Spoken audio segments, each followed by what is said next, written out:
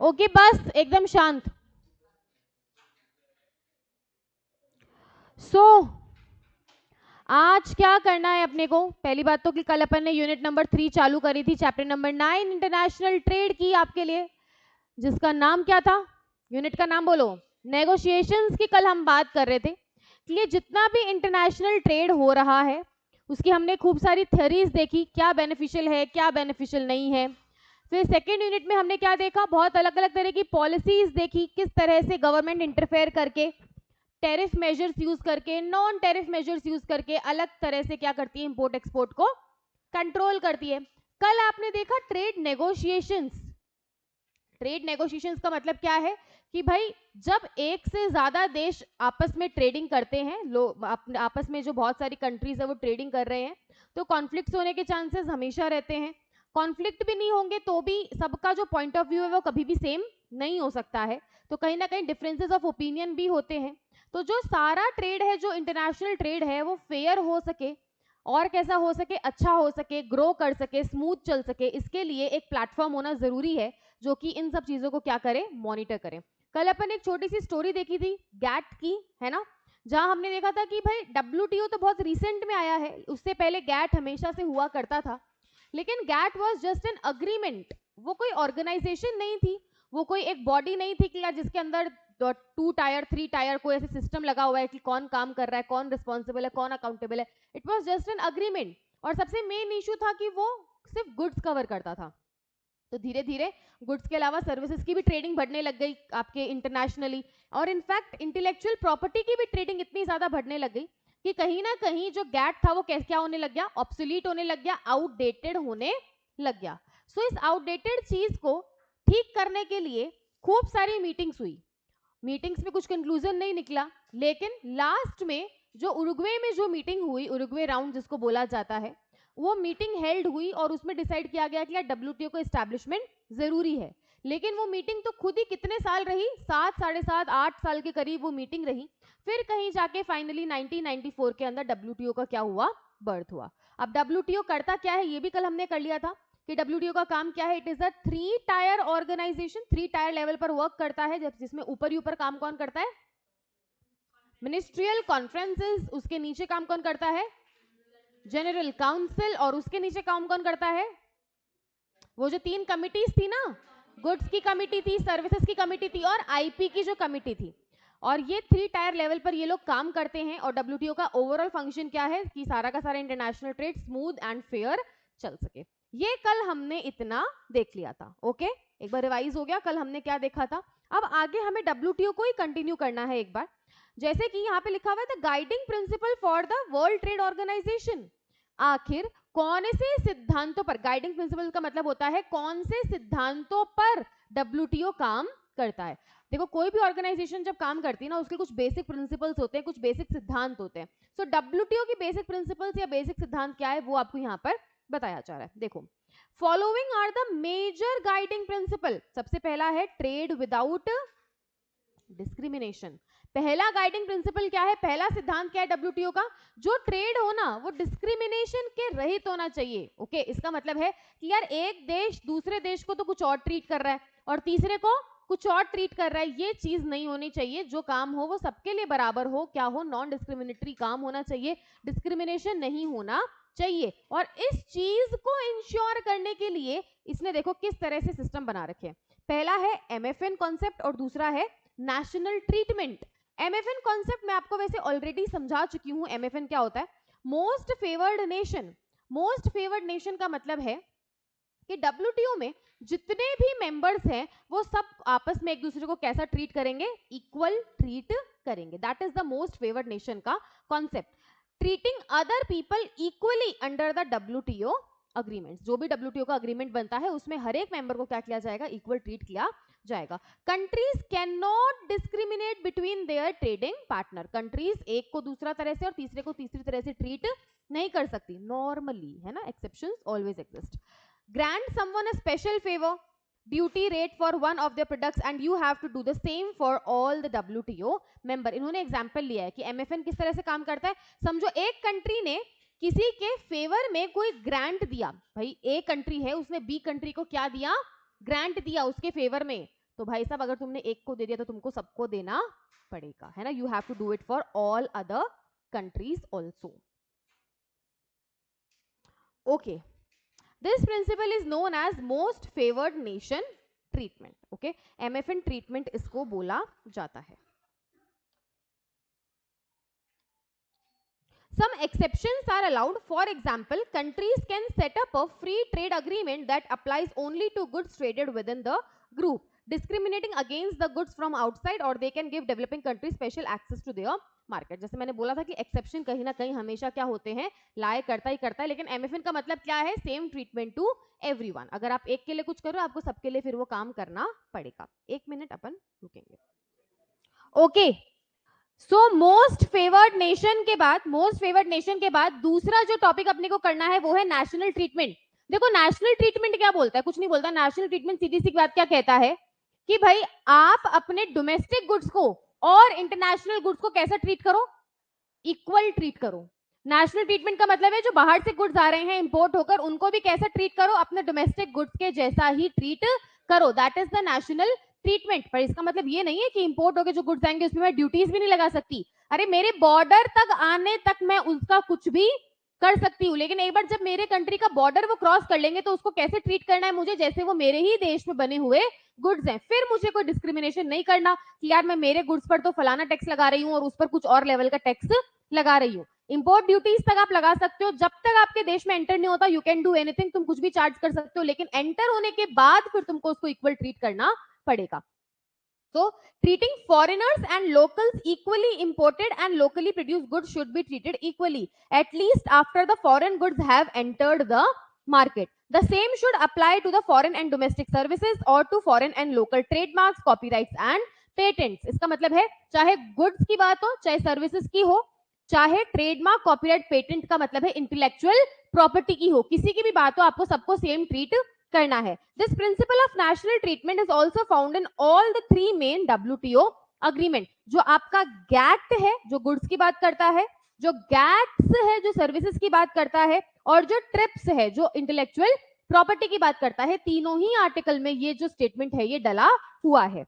National treatment only applies once a product, service or item IP has entered the market. Therefore, charging the custom duty on an import is not a violation of national treatment. ये क्या बोल रहे हैं कि भाई ऐसा नहीं है कि अगर आपने उस पर इंपोर्ट ड्यूटी चार्ज कर रखी है तो आपने नेशनल ट्रीटमेंट के कॉन्सेप्ट को क्या कर दिया, वायोलेट कर दिया, तोड़ दिया. ऐसा कुछ भी माना नहीं जाएगा. एक बार आपकी कंट्री में आने तो दो, उसके बाद आपको क्या ट्रीट करना है, इक्वल ट्रीट करना है.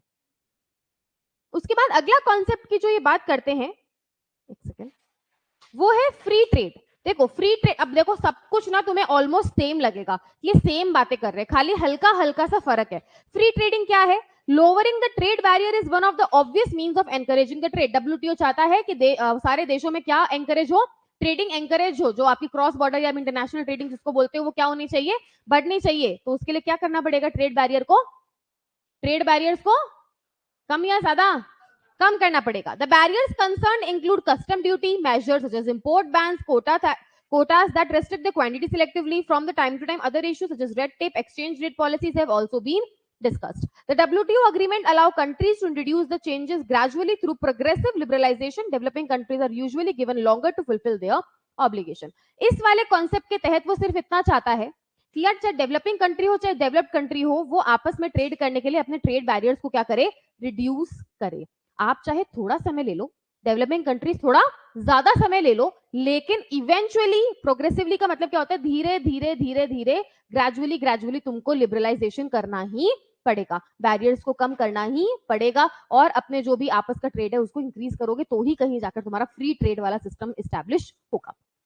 उसके बाद नेक्स्ट कॉन्सेप्ट आता है प्रिडिक्टेबिलिटी. मैम प्रिडिक्टेबिलिटी क्या होता है, देखो प्रिडिक्टेबिलिटी क्या होता है यार, अगर हाँ मुझे पहले से पता है, अगर मुझे किसी आने वाली प्रॉब्लम का पहले से पता है तो क्या मैं उसका बेहतर सामना कर सकती हूँ, डेफिनेटली. इन द सेम वे अगर WTO में आपस में अग्रीमेंट्स हो जाते हैं तो उनको पता है यार ये देश मुझे कितना % रेट चार्ज करेगा, या इस देश के साथ में ट्रेडिंग करूंगी तो मुझे किस तरह का बेनिफिट होगा या नुकसान होगा, या क्या मुझे टैक्सेस देने पड़ेंगे, या मेरा प्रोडक्ट किस लायक यहाँ पर जाकर बनेगा बेसिकली. तो ऑब्वियस सी बात है जब प्रिडिक्टेबिलिटी आ जाती है ना किसी भी दो देशों के बीच में, तो उनके बीच की ट्रेडिंग कैसी हो जाती है, आसान हो जाती है, इजी हो जाती है.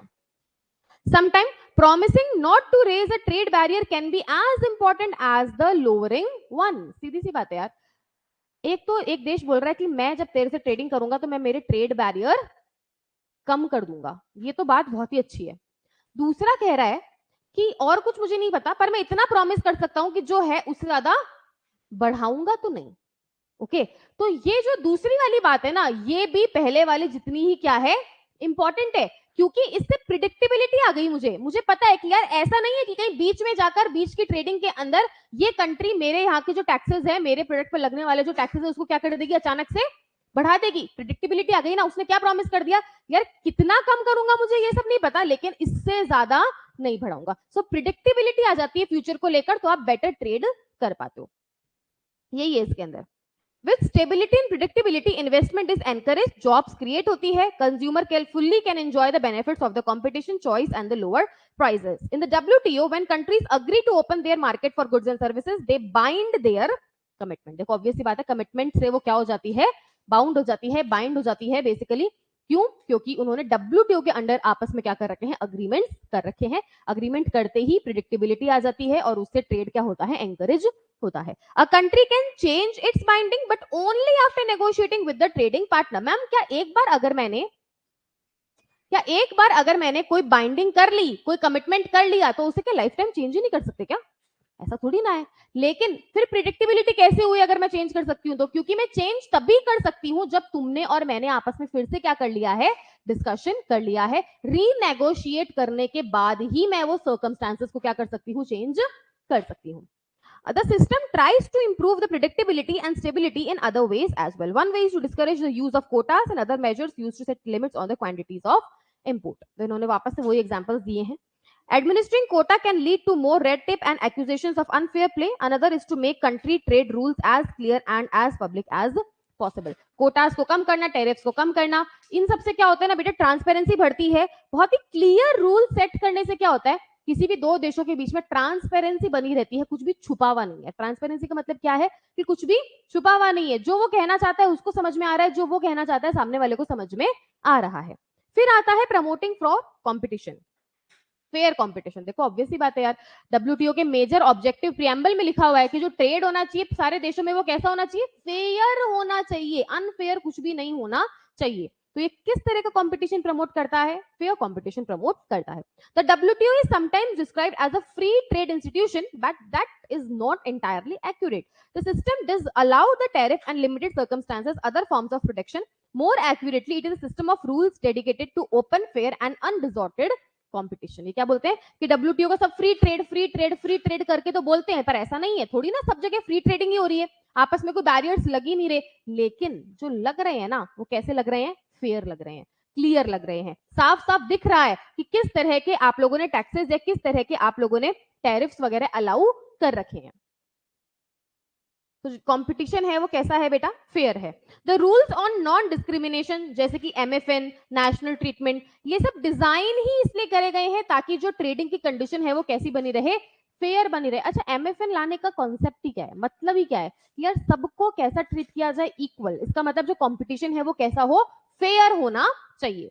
सो to that those on the dumping and subsidies. Many of other WTO agreements aim to support the fair competition in agriculture, चाहे IP की बात कर लो, चाहे सर्विस की बात कर लो, किसी की भी बात कर लो, सब में फेयर कंपटीशन का कॉन्सेप्ट अप्लाई होता है। The agreement on government procurement extends competition rule to purchase by thousands of government entities in many countries and so on. देखो यहाँ पे एक अग्रीमेंट की बात करी गई है, प्लूरीलेटरल अग्रीमेंट। क्या होता है, ये क्या बोल रहे हैं कि इस पर्टिकुलर फेयर कंपटीशन के अंदर जैसे कि प्लूरीलेटरल अग्रीमेंट भी होता है। क्या होता है प्लूरीलेटरल, एक होता है मल्टीलेटरल अग्रीमेंट, होता है ना मल्टीलेटरल अग्रीमेंट। मल्टीलेटरल का मतलब पता है क्या होता है, अपन ने कल पढ़ा यूनिलेटरल, फिर अपन ने पढ़ा बाईलेटरल, अब मैं बोल रही हूँ मल्टीलेटरल। मल्टीलेटरल का मतलब है एक ऐसा अग्रीमेंट जिसमें डब्ल्यूटीओ के सारे मेंबर्स क्या हैं, शामिल है। बाईलेटरल में तो तेरे और मेरे बीच में अग्रीमेंट है, वो तो बात खत्म। ओके, यूनिलेटरल में सिर्फ एक साइड से है, वो भी बात खत्म। मल्टीलेटरल का मतलब है जहां पर डब्ल्यूटीओ के सारे मेंबर शामिल होकर क्या बना रहे हैं, अग्रीमेंट बना रहे हैं। लेकिन कभी कभी किसी किसी चीज को इंश्योर करने के लिए प्लूरीलेटरल अग्रीमेंट भी करना पड़ता है। प्लूरीलेटरल का मतलब होता है जहां पर कुछ कंट्रीज मिलकर आपस में क्या कर रही है, अग्रीमेंट कर रही है, उसमें सारे मेंबर्स शामिल नहीं है, ऐसा भी कभी कभी देखा गया है। Encouraging development and economic reform, अगला काम क्या है डब्ल्यूटीओ का? बहुत सिंपल सिंपल से काम है, डेवलपमेंट को एनकरेज करना और इकोनॉमिक रिफॉर्म लेकर आना, समझना पड़ो। The WTO system contributes to the development.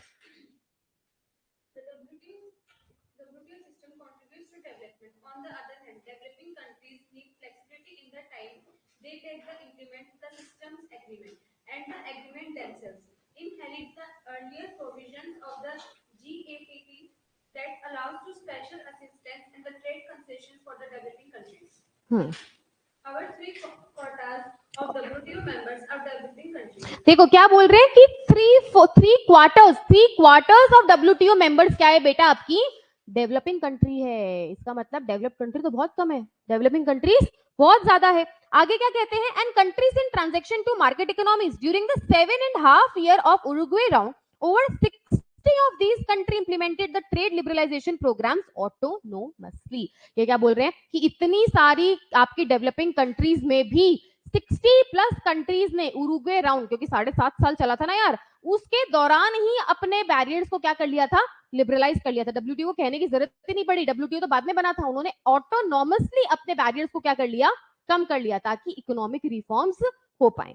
At the same time, developing countries and transition economies were much more active and influential in Uruguay round negotiation than in any previous round, and they are even more so in the current Doha development agenda. क्या बोल रहे हैं कि देखो economic reforms लाने के लिए ही, अच्छी तरह से आपकी इकोनॉमी को रन करने के लिए ही ये देखा गया, क्या देखा गया कि उरुग्वे राउंड्स में सबसे एक्टिव पार्टिसिपेशन जो लिया है ना, वो डेवलपिंग कंट्रीज ने लिया है। और इनफैक्ट जब दोहा राउंड चल रहा था, उसमें और भी ज्यादा फ्यूरियसली पार्टिसिपेशन हो रहा है डेवलपिंग countries का। At the end of Uruguay round, developing countries were prepared to take on most of the obligations that are required for developed country, but the agreement did give them transition period to adjust to the more unfamiliar and perhaps difficult WTO provision, particularly so for the poorest and least developed country। देखो सीधी सी बात है, WTO के साथ WTO अगर कोई भी agreement करवाता है कि आपको ये लिफ्ट करना है बैरियर या ये चीज इम्पोज करना है, आपको इस तरह के टेरिफ्स को हटाना है, तो ना डेवलप्ड कंट्री के लिए कुछ भी करना क्या होता है? कंपैरेटिवली आसान होता है डेवलपिंग कंट्री के कंपैरिजन में। लेकिन इन्होंने क्या बोला, इसीलिए डेवलपिंग कंट्रीज को क्या दिया गया? ट्रांजिशन पीरियड दिया गया। डब्ल्यूटीओ के आने से पहले और बाद का जो समय का डिफरेंस है उसको कवर अप करने के लिए क्या दिया गया? Transition period. की भाई तुम साल भर ले लो, 2 साल ले लो, 6 महीना ले लो, पर तुम जो अग्रीमेंट अब हुए हैं उस पे अपने आप को लेकर आओ। तुम चाहे टाइम ले लो, एडजस्ट होने में तुम्हें टाइम लगेगा डब्ल्यूटीओ के हिसाब से। स्पेशली कौन सी कंट्रीज जो एकदम ही लीस्ट डेवलप्ड है, जो पुअर कंट्रीज है, उनको तो देखो डब्ल्यूटीओ के हिसाब से ढलने में टाइम लगेगा, तो उनको ट्रांजिशन पीरियड दिए गए, लेकिन सब लोग इस चीज को लेकर क्या थे? अग्रीड थे। फिर है मैम ये अग्रीमेंट, ये डब्ल्यूटीओ अग्रीमेंट है क्या? अब आपकी बुक में देखो कितने सारे, फटाफट देखो कितने सारे अग्रीमेंट दिए हुए हैं ना, खूब सारे। ये उसका नाम मात्र भी नहीं है जो अग्रीमेंट्स होते हैं। अरे ऑब्वियसली बात है, डब्ल्यूटीओ में बहुत सारे अग्रीमेंट्स होते हैं, तो कुछ एग्जाम्पल्स खाली आपको यहाँ पर दिए हुए हैं, तो आप अपनी इच्छा से एक बार इसको आंखों में से निकाल सकते हो कि यार डब्ल्यूटीओ के क्या क्या अग्रीमेंट्स है। मैं हल्का सा आपको बता देती हूँ। देखो जैसे इन्होंने आपको एग्जाम्पल दिया है कि डब्ल्यूटीओ किस तरह के अग्रीमेंट करता है या करवाता है। ओके, आपको आइडिया लगाने के लिए, following are the important agreement, since discussion on each agreement is beyond the scope, only major provisions are given below. सिर्फ मेन बातें दी हुई है, क्योंकि सारी अपने बस की है ही नहीं। जैसे इन्होंने एग्जाम्पल लिया है, एक अग्रीमेंट हुआ है which on agriculture that aimed at strengthening the GATT disciplines and improving agriculture trade। Agriculture को बढ़ावा देने के लिए क्या किया गया है? अग्रीमेंट किया गया है। एक अग्रीमेंट हुआ है एसपीएस मेजर्स को लेकर, मल्टीलेटरल अग्रीमेंट, जो एसपीएस मेजर्स अपन ने पढ़े थे ना, आपकी ह्यूमन कैपिटल बचाने के लिए, एनिमल कैपिटल बचाने के लिए, आपको याद है अपन लोगों ने पढ़े थे, तो वो सब चीजों को बचाने के लिए भी क्या हुए हैं? अग्रीमेंट हुए हैं। Agreement on textile and clothing replaced the multi-fiber arrangement MFA which was prevalent since 1974 and entailed the import protection policy। आपके टेक्सटाइल और क्लोथिंग को लेकर भी अग्रीमेंट हुआ है। टेक्सटाइल और क्लोथिंग को लेकर जो पहले अग्रीमेंट था उसका नाम था एटीसी। एटीसी का मतलब होता है agreement on textile and clothes. Okay, फिर उसको हटा के आपका जो एक नया टाइप का ATC provides that textile trade should be deregulated by gradually integrating into GATT disciplines over 10 year transition period. इस अग्रीमेंट को भी किसमें समा दिया गया? गैट में ही इंक्लूड कर दिया गया। और कैसे अग्रीमेंट हुए हैं? टीबीटी, टेक्निकल बैरियर्स को लेकर अग्रीमेंट हुए हैं। और आपके ट्रेड रिलेटेड इन्वेस्टमेंट मेजर्स को लेकर भी क्या हुए हैं, अग्रीमेंट्स हुए हैं. For example, measures such as local content requirement, trade balancing requirement should not be applied on investing corporation. और क्या अग्रीमेंट हुए, एंटी डंपिंग. एंटी डंपिंग याद है, आपने पढ़ा था. एंटी डंपिंग क्या होता है, एंटी डंपिंग ड्यूटीज पढ़ के आए हो ना आप, तो उसको लेकर भी बहुत सारे क्या हुए हैं, अग्रीमेंट हुए हैं. क्या होता है एंटी डंपिंग, एंटी डंपिंग क्या था, याद करो भाई, क्या था anti dumping. Anti dumping duties पढ़ के आए हो तुम लास्ट मिनट के अंदर, जल्दी जल्दी जल्दी.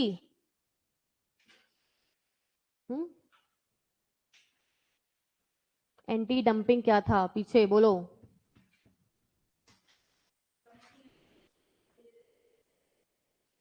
डोमेस्टिक इंडस्ट्रीज को बचाने के लिए जो कभी कभी जो एक्सपोर्टिंग कंट्री होती है वो जरूरत से ज्यादा सस्ता सामान बेचती है इंपोर्टिंग कंट्री को, ताकि उसकी डोमेस्टिक कंट्री इंडस्ट्री क्या हो सके, हार्म हो सके, उनके सामने खड़ी ही नहीं हो सके.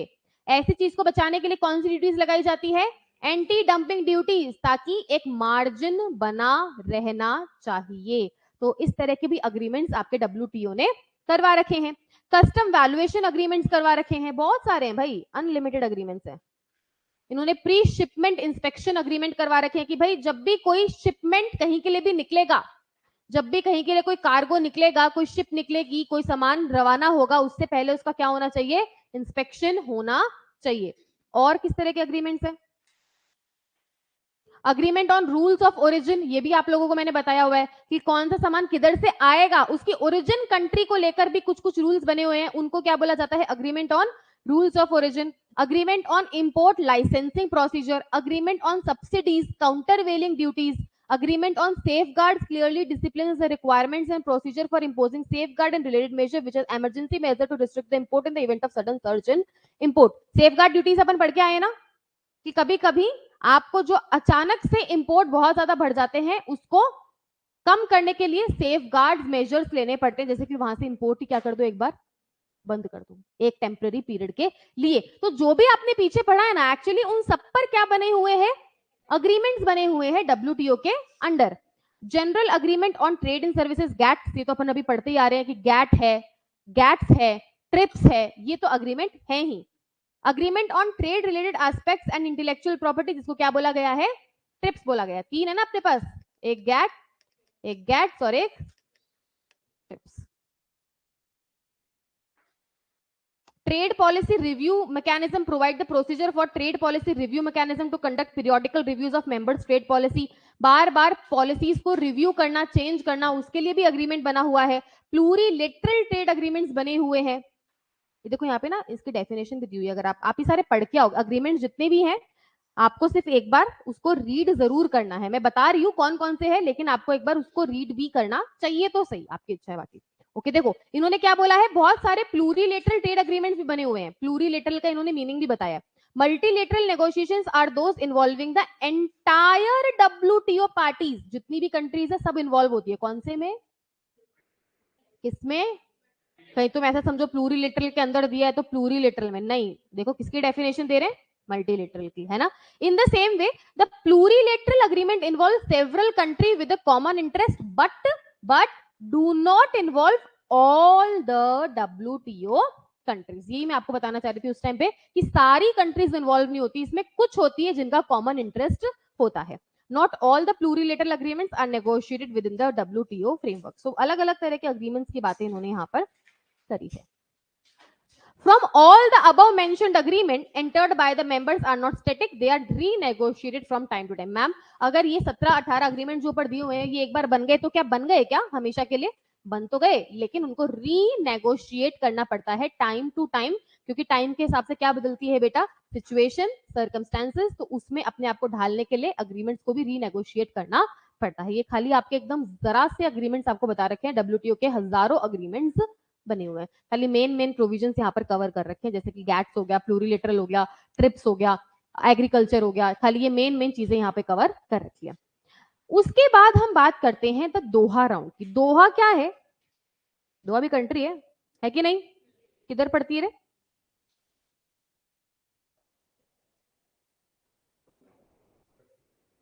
किधर पड़ती है दोहा कंट्री? हाँ हाँ, किधर एग्जैक्टली किधर? किधर पड़ती है? हाँ, फुटबॉल देखते हैं कोई फुटबॉल? नहीं, हम देखते नहीं, हम तो क्रिकेट देखते हैं। अब वो भी देखने लायक कुछ खास बचा नहीं है ना? क्या आज किसका मैच है? दोनों ही फेवरेट हो गए ये तो, क्या करें मैम, और हमें पढ़ाई करनी पड़ रही है। कैसी कैसी दुविधा है, कैसी ये दुविधा है भाई। धोनी खेल रहा है ना इस बार? अच्छा, और उधर से साहब? हाँ, क्यों? क्योंकि विमेन्स में जीत गई इसलिए? तो प्रिडिक्टिबिलिटी हम मेंटेन कर रहे हैं कि इस बार मेंस ट्रॉफी भी कौन लेके जाएगा? आरसीबी। यार लेके तो जाने चाहिए यार, आई ऑल्सो दिल से वांट की ना दे विन, पर दिल जो चाहता है वो होता कहाँ है ना? ये तुम लोगों से बेहतर कौन जानता होगा। क्या हुआ? आरसीबी जीतनी चाहिए यार एक बार तो। Everyone wants to see Virat Kohli holding that trophy, correct, but who knows what's going to happen. Actually ना पता है, सच में कुछ लोगों के स्टार्स बहुत मैटर करते हैं। कुछ लोगों के पास ना, कुछ लोगों के स्टार्स कैसे होते हैं ना कि तुमको भगवान सब कुछ देगा, एवरीथिंग, उस एक चीज को छोड़कर जो तुम दिल से चाहते हो बस, बाकी सब देगा, बाकी सब कुछ देगा, पर एक चीज जो तुम एकदम तहे दिल से चाहते हो ना, बस एक वो चीज नहीं देगा, बाकी सब देगा। सो ऐसे स्टार्स भी होते हैं। हम बोलेंगे मैम हमारे तो ऐसे भी दे देना भगवान तो बहुत है। हमें तो कहते हैं तेरे को मैं कुछ नहीं दूंगा।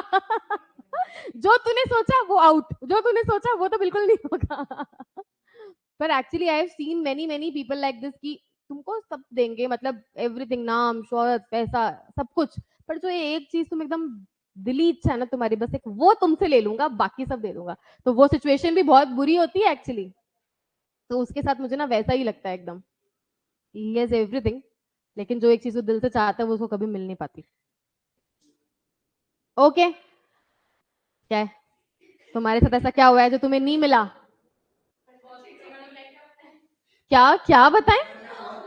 इतनी सी जिंदगी जी तुमने, उसमें ऐसा क्या क्या बताने वाली क्या बात है भाई?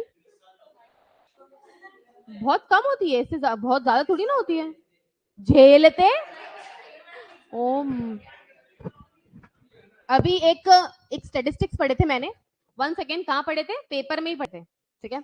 सो उसमें दिया हुआ था कि 80 नहीं सॉरी 35, 25 से 35 की एज वाले जो लोग हैं, they are the most happiest person, ऐसा स्टेटिस्टिक्स आया है, पता नहीं हाउ, किसने बनाया वो स्टेटिस्टिक्स, जो भी है। पागल हो क्या? हो जाती है इसलिए बोलो ना, 25 से 35 में तो होगी ना, क्या 35 का होके करेगा क्या भाई, कुछ भी मतलब क्या चाहता है। तो बोले कि 25 से 35 वाले सबसे खुश लोग हैं, और 18 से 25 वाले मॉडरेट हैं, और जो 18 से कम वाले हैं वो सबसे ज्यादा दुखी हैं। मैंने कहा ये उल्टा स्टैट्स किसने बनाया है भाई? मतलब 18 से कम मतलब वही 20 तक वाले जो लोग हैं बेसिकली, जो तुम्हारे एज के लोग हैं, बोले वो सबसे दुखी लोग हैं। मैंने कहा ये उल्टा डेटा किसने बनाया है? 25 से 35 वाले सबसे दुखी होने चाहिए, because they have so many responsibilities on their head, और ये 20 वाले दुखी हैं। पर डेटा यही कहता है, पर डेटा ये तुम्हारे जैसे बच्चे ही होते हैं जिसके कारण डेटा खराब होता है, स्टेटिस्टिक्स खराब होती है। तुम किसी को, तुमको कोई आके क्या दिया होगा, कोई रिव्यू, भाई तुम कैसे हो, दुखी हो सुखी हो, तुम्हारा जीवन कैसा है, बोले हमसे दुखी जीवन नहीं है किसी का। क्लासेस लो, खूब सारी क्लासेस लो, दुनिया भर की पढ़ाई करो, ऐसा हमें लगता है कि हम पढ़ाई करते हैं, जितनी तुम करते नहीं जो तो तुम्हें लगता है। तो दुनिया भर की पढ़ाई करो, टीचर्स की सुनो, बोरिंग लेक्चर्स लो, इतनी सारी टेक्स्ट बुक पढ़ो, अपनी कॉलेज लाइफ को हम वैसे ही बर्बाद कर रहे हैं क्योंकि हमें मिलती ही नहीं है सीए वाले बच्चों को, वो छोड़ो। अपॉर्चुनिटी कॉस्ट देखो सीए करने की, क्या इतनी बड़ी तुम्हारी कॉलेज लाइफ, फिर भी तुमसे ना हो पा रहा है, बताओ तुमको ऐसे दिल जान से करना चाहिए एकदम इस चीज को, कि जो छूट रहा है वो इतना बड़ा है, तो जो पाए वो तो और भी बड़ा होना चाहिए। ओके, तो फिर भी इतना सब कुछ हमको करना पड़ रहा है, हमारी जिंदगी में हमसे दुखी कोई है ही नहीं। ये रिव्यूज जाते हैं तब वो डेटा बनता है कि 20 साल वाले बच्चे सबसे दुखी हैं, है ना? क्या हुआ? तो क्या हुआ? पहले ऐसा डेटा नहीं हो सकता था, पहले बच्चे बच्चे थे, अब बच्चे बड़े बनने की कोशिश करते हैं इसलिए दुखी होते हैं। तुमने 1000 लफड़े पाल रखे जीवन में इसलिए तुम दुखी होते हो। ओके, जितना पालना चाहिए उतना ही पालोगे तो नहीं होगे। हाँ हाँ, यही तो बात है, बस यही तो खास बात है भाई। ये देखो, हमारा इंटरेस्ट देखो कहाँ है, हमारा इंटरेस्ट देखो किधर किधर वाली चीजों में है। सो बेसिकली वाकई में वो डेटा ऐसा ही था, जबकि एकदम ऑपोजिट डेटा होना चाहिए। 20 years तक तो यू शुड बी लाइक क्या ही है, कुछ भी तो नहीं है।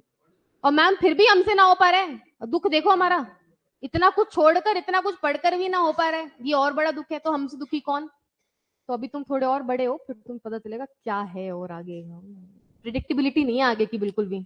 ओके, सो हंसते रहो, मुस्कुराते रहो, ऐसे 20 साल के तो हो गए, और कितना झेले? अरे ये और कितना झेले क्या होता है भाई, अभी तो शुरुआत हुई है तुम्हारी जिंदगी। You have entered the foundation, तुम्हारी जिंदगी की शुरू। अभी तक तो तुम हंसते खेलते एकदम ऐसे कुछ भी करके पास हो गए, बस बैग लटका के गए स्कूल में, हाँ हाँ ही करके आ गए, एग्जाम दे दिए, पास। 95% की बात कर रही हूँ, और 5% बच्चे बहुत सीरियसली पढ़ते हैं, मुझे पता है, पर उनसे अपने को क्या मतलब है, छोड़ो। ओके, सो अपन तो अपने जैसे एवरेज बच्चे की बात करते हैं, तो ऐसा भी तो होता है ना। अच्छा, मैं तो बहुत है भाई, मैं तो ऐसे ठीक ही थी, ठीक ठाक तो थी।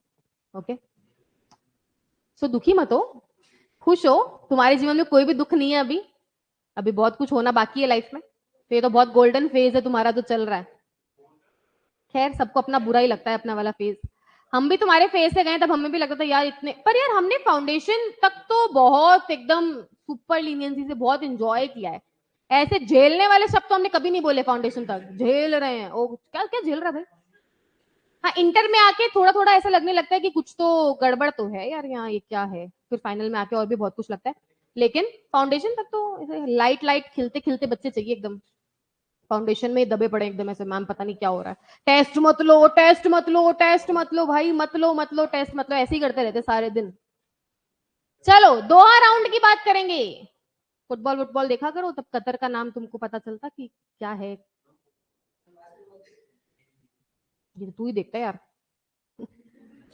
चलो, सो क्रिकेट, फुटबॉल, बास्केटबॉल, सबसे ऊपर उठकर चलते हैं अपन फिर से अपनी मैक्रो इकोनॉमिक्स पर, जहां हम बात करेंगे द दोहा राउंड की। जैसे उरुग्वे राउंड हुआ था जिसमें डब्ल्यूटीओ का बर्थ हुआ था, वैसे ही दोहा राउंड है, एक मीटिंग है बेसिकली जो दोहा में हुई है, और उसमें बहुत सारे इकोनॉमिक रिफॉर्म्स की बातें करी गई है। सिंपल सी बात है। देखो भाई, the Doha round, formally the Doha development agenda, ये लाइन हाईलाइट कर लो, इसको पहले दोहा डेवलपमेंट एजेंडा बोला जाता था, which is the 9th round. कौन सा राउंड है ये? वर्ल्ड वॉर सेकंड के बाद officially was officially launched at WTO's 4th ministerial conference in Doha in November 2001। so obviously बात है, WTO के पैदा होने के बाद 2001 में इसको लॉन्च किया गया। The round seek to accomplish major modifications of international trading system through lower trade barriers and revised trade rule। जो सबसे ज्यादा ट्रेड रूल्स का रिविजन हुआ है वो कौन से राउंड में हुआ है? तो दोहा राउंड में हुआ है, इसीलिए इसको इतना याद किया जाता है। The negotiation include 20 areas of trade including agriculture, services, market access, non-agriculture product, trade in services, trade facilitation, environment, geographical indications and certain intellectual property issues. इन सारे टॉपिक्स को मिला मुलू के बहुत सारे ट्रेड रिविजन किए गए थे द दोहा राउंड के अंदर। द मोस्ट कंट्रोवर्शियल टॉपिक क्या था? Agricultural trade. तुम देखो हमेशा यही कंट्रोवर्शियल रहता है, एग्रीकल्चर ट्रेड कैसे होना चाहिए, ये बहुत बड़ा कंट्रोवर्सी क्रिएट करता है। सो ये दोहा राउंड की बात है, बहुत इजी सी बात है, आपको एक ही ईयर याद रखना है, वो क्या है? नवंबर 2001। अब हम बात करेंगे G20 की। ओके, G20 क्या है पहले तो मुझे ये बताओ, क्या आपको ये पता है कि अभी लास्ट ईयर G20 हेल्ड कहां हुआ है? India. Who was the host for G20 2023? Modi, definitely Modi, है ना। इंडिया में दिल्ली में जब 3 दिन दिल्ली बंद कर दिया गया था, ओके, वहां पे होस्ट हुआ है आपका G20। तो G20 है क्या, मैं बताती हूँ, देखो। हाँ हाँ हाँ, मैं तभी तो खाली उसकी बात को मैंने बोला, held by India. Okay, contribution बहुत बड़ा है, ऐसा नहीं है, वो है इसीलिए, इसीलिए यहाँ हेल्ड हो गया, इधर कौन करने देता। ओके, शांति। G20 क्या है? देखो ये टॉपिक समझने लायक है, समझने लायक मतलब सुनने लायक है, क्योंकि ये टॉपिक रीसेंट है, बाकी सब तो हो गया, पास्ट है, ये रीसेंट है। G20 क्या है? बेसिकली 1999 में G20 स्टार्ट हुआ था, तो ऐसा नहीं अभी हुआ है, बहुत पहले की बात है। सो 1999 में 21 कंट्रीज ने मिलकर 20 कंट्रीज ने मिलकर G20 स्टार्ट किया, ओके, ग्लोबल 20। सो उसमें कितनी कंट्रीज इन्वॉल्व है? 20 है, तो आप 20 ही मानो कि भाई 20 कंट्रीज ने 21 कंट्रीज ने मिलकर ये स्टार्ट किया कि अपन लोग इंटरनेशनल ट्रेड पर या इकोनॉमिक रिफॉर्म्स को लेकर बहुत सारी चर्चा करेंगे, जिसके अंदर अपन आपस में बहुत सारे अग्रीमेंट्स करेंगे, बहुत सारे नेगोशिएशंस करेंगे, ट्रेडिंग अच्छी करेंगे, बहुत सारी बातचीत करेंगे। इस पर्टिकुलर चीज को क्या बोला गया? G20 बोला गया, ठीक है। G20 के अंदर बहुत सारी कंट्रीज है, इसके नीचे आपको लास्ट में सब कंट्रीज के नाम दिए गए हैं कि कौन कौन सी कंट्रीज G20 में शामिल है। अब G20 के अंदर ये हर साल किसी ना किसी कंट्री में क्या हेल्ड होता है? G20 हेल्ड होता है। इन द सेम वे जो आपका 1 दिसंबर 2022 से 30 नवंबर 2023 तक का जो G20 सेशन था, मतलब ये वाला जो साल था ना, इसमें ये लोग दिसंबर टू दिसंबर काउंट करते हैं साल, ये अपना फाइनेंशियल ईयर नहीं चलता इसके अंदर, ये दिसंबर टू दिसंबर काउंट होता है। तो आपका दिसंबर मतलब आपका 1 दिसंबर 22 से लेके 30 नवंबर 23 तक का जो सेशन था, उसका होस्ट कौन था? उसका होस्ट इंडिया था, और इंडिया में इसलिए आपकी G20 हेल्ड हुई थी। क्यों हुई थी ये मैंने आपको बताया, क्योंकि ये साल अपना साल था और अपने यहाँ पे फिर ये हेल्ड हुई थी। तो इस तरह से G20 के अंदर ये लोग बहुत सारे तरह के नेगोशिएशन करते हैं। आप देखो, जब G20 ना कोई भी हेल्ड करता है या कहीं पर भी होती है, तो उसके बाद बहुत सारे अलग अलग ट्रेड अग्रीमेंट्स आपको सुनने को मिलते हैं। क्या फ्रांस ने इस चीज के लिए हामी भर दी? क्या फ्रांस से हमारे रिलेशंस और अच्छे हो गए? हमारे स्टूडेंट वीजा और ज्यादा लग गए वहां पर? क्यों? क्योंकि ये सब चीजें G20 में क्या होती है?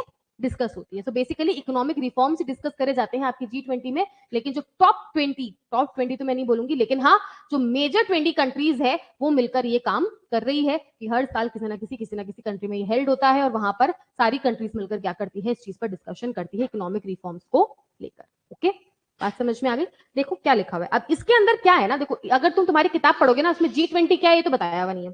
ओके, सिर्फ और सिर्फ G20 का डेटा दिया हुआ है। G20 में क्या चीज लेटेस्ट बढ़ाई गई, क्या चीज घटाई गई। जैसे इन्होंने एक बात बोली है यहाँ पे, फिर खाली पढ़ा दूंगी पर समझ लो क्या बोला है।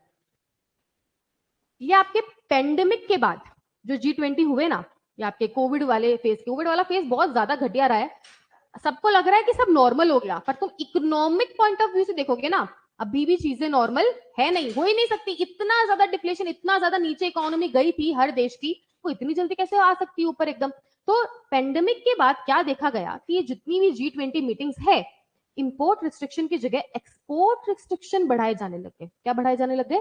Specially during the pandemic period, specially after, just after the pandemic period. और एक ही तुम्हारा पेंडेमिक, एक तो इवेंट ये हो गया कोविड-19 वाला, और दूसरा यूक्रेन वाली वॉर, रशिया यूक्रेन की जो लड़ाई थी। ये दो बहुत बड़े क्राइसिस रिसेंट के अंदर हुए हैं दुनिया के अंदर, जिसके कारण देशों की इकोनॉमी कंप्लीटली क्या हो गई? हिल गई।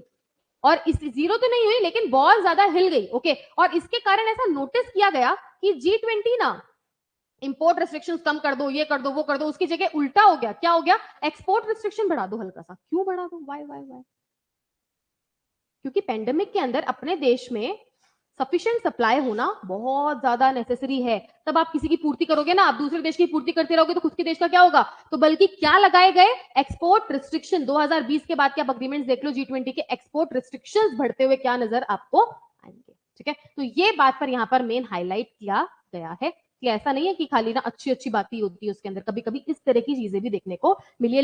लेकिन वो भी उनका एक अपने सोच विचार का ही पार्ट है कि यार ये करना भी जरूरी है। लेकिन G20 होती क्यों है? ताकि जितने भी देश इसके अंदर इन्वॉल्व है, 20 कंट्रीज, वो आपस में और ज्यादा स्मूथली ट्रेड रन कर सके, और ज्यादा एफिशिएंटली एक दूसरे के साथ रिलेशनशिप्स बनाकर रख सके, और जो वर्ल्ड इकोनॉमी है वो एक साथ बूस्ट करे। क्योंकि जब सब कंट्रीज एक साथ मिलकर चलेगी ना, तो या वर्ल्ड इकोनॉमी को ऊपर लेकर जा सकते हो। खाली अपने देश को तो हर कोई ऊपर ले जाता है, लेकिन वर्ल्ड इकोनॉमी पूरी ऊपर जाने का मतलब है आपको सबको साथ में मिलकर काम करना पड़ेगा, और उसी मोटिव से G20 बनाया गया था।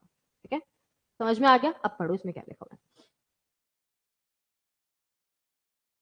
ओके, सो अब ये समझने के बाद फाइनली कि G20 क्या होता है, कैसे काम करता है, अब आपकी बुक में क्या दे रखा है ना, फटाफट चलो वो कर लेते हैं। लास्ट टॉपिक है आपकी इस यूनिट का G20 इकोनॉमीज फैसिलिटेटिंग ट्रेड। देखो आपकी बुक में एक्चुअली G20 को लेकर ना खाली डेटा दिया हुआ है, क्या होता है, कैसे बनता है, कौन आता है, क्या करता है, वो कुछ नहीं दिया हुआ आपके इसके अंदर। बेसिकली डेटा ज्यादा दिया हुआ है। तो क्या डेटा दिया हुआ है G20 को लेकर, वो फटाफट देख लेते हैं। While some trade restrictive measures have been lifted by G20 countries, the report indicates that trend has been going in the wrong direction. सीधी सी बात है, मैंने आपको ये चीज पहले भी बोली थी कि आपके बुक के अंदर क्या बोलना चाह रहा है, ये सिंपल सी ये बात कह रहा है कि आपका जो G20 वाला जो मेथड है या जो G20 की चीजें हैं वो पॉजिटिव की जगह ना कुछ कुछ नेगेटिव चीजें भी उसमें देखने को मिली। क्या मिली? देखो, export restriction contribute to shortages, price volatility, the uncertainty. G20 economies must build on their collective pledges from 12th ministerial conference and demonstrate leadership to keep markets open and predictable so that food and fertilizer in particular can grow for they are needed, said the WTO Director General Ngozi Okonjo-Iweala. देखो, basically यहाँ पर इस बंदे ने एक बात बोली। इन्होंने क्या बोला?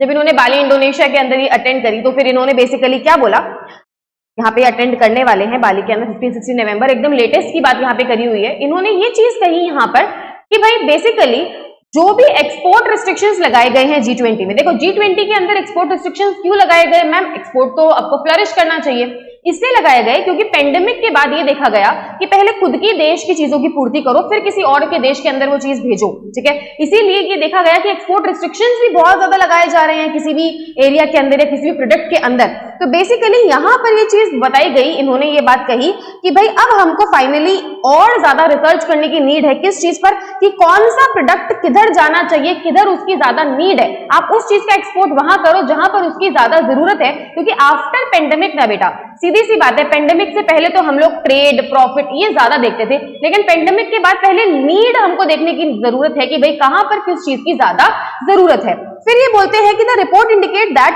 Supply chain on the whole have thus far proved to be resistant despite the war in Ukraine. The continuing impact of COVID-19 pandemic, the highest inflation many countries have experienced in decade, and impact of monetary tightening by central banks seeking to limit price increases. That said, specific industries have region being differently impacted. सीधी सी बात है, दो अपने यहाँ पर ना cases हो गए, एक तो COVID-19 वाला केस हो गया और एक हो गया अपने पास यूक्रेन और रशिया की जो वॉर थी। इन दोनों के बाद बहुत ज्यादा अपना जो वर्ल्ड की इकोनॉमी है वो इंपैक्ट हुई है, बहुत ज्यादा एरिया अलग अलग तरह से क्या किए गए हैं, इंपैक्ट होते दिखाई दिए हैं। Overall the pace of implementation of new export restriction by WTO member has increased since 2020। यही बात मैं आपको समझाने की कोशिश कर रही हूं कि G20 में बल्कि आपको ये देखने को मिलेगा कि 2020 के बाद जितनी भी मीटिंग्स हुई है उसमें एक्सपोर्ट रेस्ट्रिक्शन को कम करने की जगह बढ़ा दिया गया है। First in the context of pandemic and then in the context of Ukraine war and food crisis. इतनी फूड क्राइसिस देखने को मिली है, इतनी प्रॉब्लम्स देखने को मिली है कि एक्सपोर्ट रेस्ट्रिक्शंस लगा दिए गए हैं कि भाई पहले खुद की देश की पूर्ति करो, फिर कहीं और जाके आप कहीं पर काम कर सकते हो। लेकिन 2020 के बाद अब जैसे जैसे धीरे धीरे रिकवरी स्टेज पर हम लोग आ रहे हैं, सारा का सारा वर्ल्ड, वैसे वैसे एक्सपोर्ट रिस्ट्रिक्शन काफी लिफ्ट कर दिए गए हैं, हटा दिए गए हैं। लेकिन लेकिन लेकिन अभी भी ऐसा देखा गया है कि we still have 52 export restriction in active, मतलब 52 के अराउंड एक्सपोर्ट रिस्ट्रिक्शन आज भी क्या है, एक्टिव है।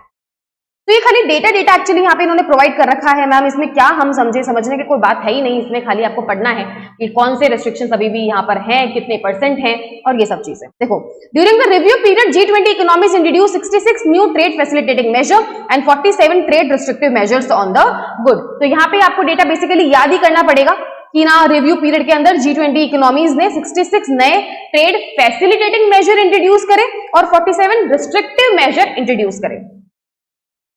ये सारा का सारा वही है, डेटा ही डेटा है। आप चाहे यहां से कुछ भी पढ़ लो, आपको खाली डेटा ही डेटा देखने को बेसिकली मिलेगा। जैसे कि 77% of export restriction had been repealed. Export restriction की बहुत ज्यादा बातें यहाँ पर करी गई है क्योंकि पेंडेमिक और यूक्रेन के टाइम पे हमने बहुत सफर कर लिया इस चीज को लेकर, इसीलिए। पर इन्होंने यहाँ पे डेटा दिया है कि 2022 तक ये देखा गया है कि बहुत सारे 77% ऑफ रिस्ट्रिक्शन रिपील कर दिए गए हैं, लेकिन अभी भी 17 रिस्ट्रिक्शन, उन 52 में से 17 अभी भी हमारे पास रखे हुए हैं। और मेजर जो बात ना यहाँ पे आपको याद करने की और समझने की है ना, वो सिर्फ इतनी है कि G20 के अंदर कौन कौन सी कंट्रीज इंक्लूडेड है। तो देखो, Argentina, Australia, Brazil, Canada, China, European union, France, Germany, India, Indonesia, Italy, Japan, Republic of Korea, Mexico, Russian federation, Saudi Arabia, south Africa, Turkey, UK and the United states. तो ये बड़े बड़े जो nation है basically ये G20 के members हैं।